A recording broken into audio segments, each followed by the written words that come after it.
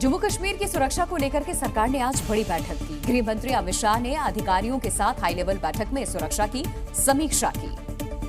जम्मू कश्मीर की सुरक्षा समीक्षा और अमरनाथ यात्रा को लेकर गृह मंत्री अमित शाह ने हाई लेवल बैठक की। गृह मंत्रालय में हुई इस बैठक में एनएसए अजीत डोभाल, जम्मू कश्मीर के उपराज्यपाल मनोज सिन्हा समेत अर्धसैनिक बलों, जम्मू कश्मीर पुलिस और खुफिया एजेंसियों के अधिकारी मौजूद रहे।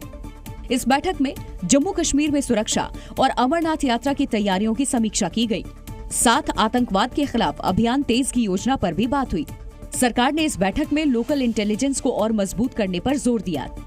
साथ ही एरिया डोमिनेशन प्लान की भी समीक्षा की गई।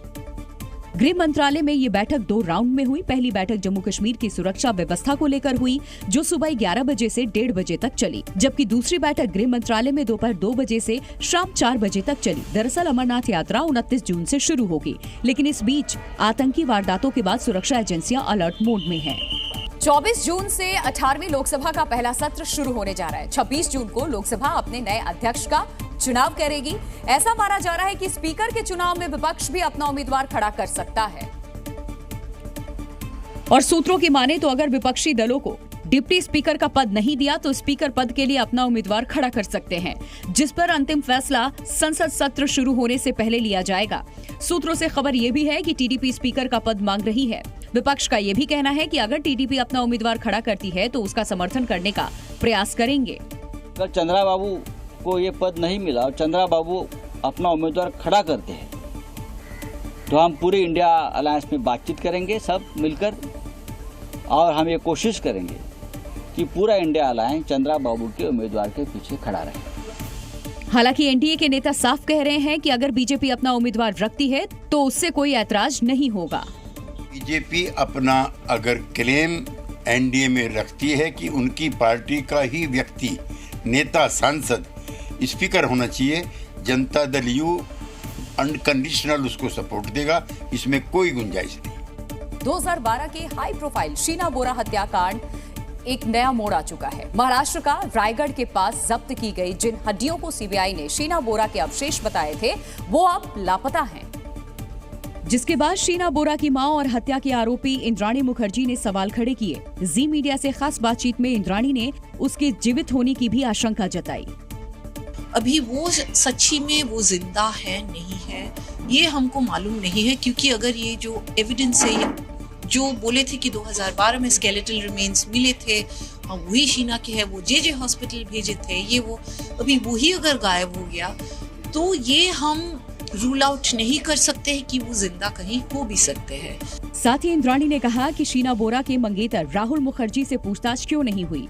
राहुल मुखर्जी ने जब साबित नहीं कर पाए कि ये शीना के लिए उसने रिपोर्ट लिखा था, तो शीना के ये में राहुल मुखर्जी को क्यों कस्टोडियल इंटरोगेशन नहीं किया गया था। 2012 में जब्त की गई हड्डियों के गुम होने की बात गुरुवार को जेजे अस्पताल की फॉरेंसिक एक्सपर्ट की गवाही के दौरान सामने आई। आज के समय में आर्टिफिशियल इंटेलिजेंस की मदद से किसी भी तरह का डीप फेक वीडियो और कंटेंट बनाया जा सकता है। ऐसे में इस तरह के कंटेंट पर रोक लगाने के लिए केंद्र सरकार ने नया बिल लाने वाली है। इंडिया टुडे की रिपोर्ट के मुताबिक डीप फेक पर लगाम कसने के लिए केंद्र सरकार डिजिटल इंडिया बिल लाने वाली है। इस बिल में एआई टेक्नोलॉजी के बेहतर उपयोग और तरकीबों पर चर्चा होगी।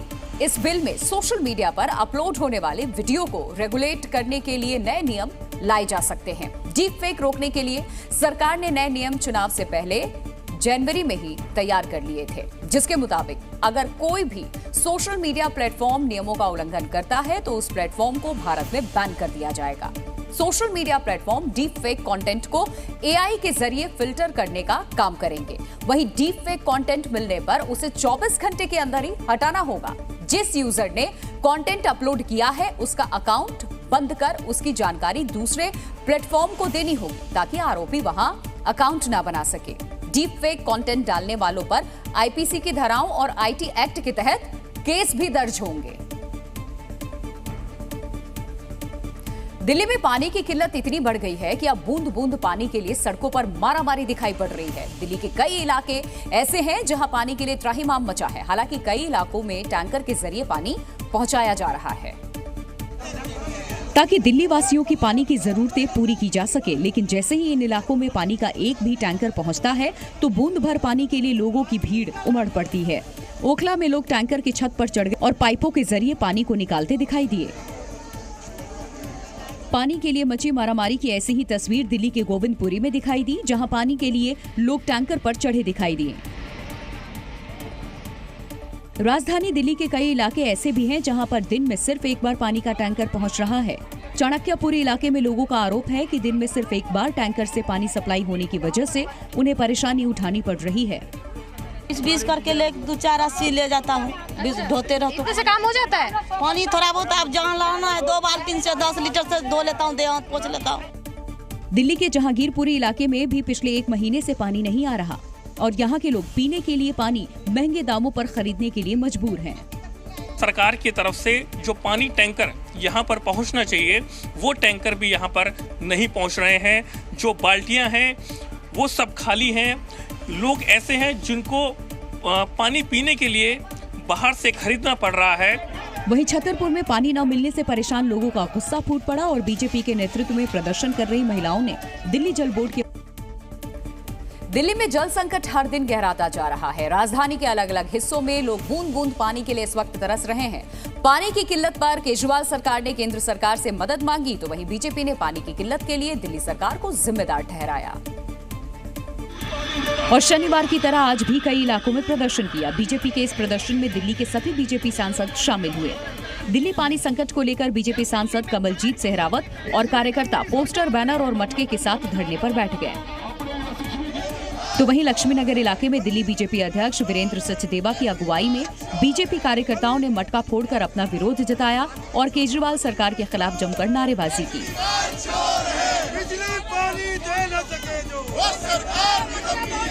दिल्ली में टैंकर माफिया की लूट, पानी की चोरी और पानी का जो लीकेज सिस्टम है, ये मूल कारण है जिसके लिए अरविंद केजरीवाल, आम आदमी पार्टी और इनका भ्रष्टाचार शामिल है। वहीं दिल्ली में पानी की संकट को लेकर आम आदमी पार्टी के विधायकों ने केंद्रीय जल शक्ति मंत्री CR पाटिल से मुलाकात की और दिल्ली में जल संकट दूर करने के लिए केंद्र की मदद मांगी।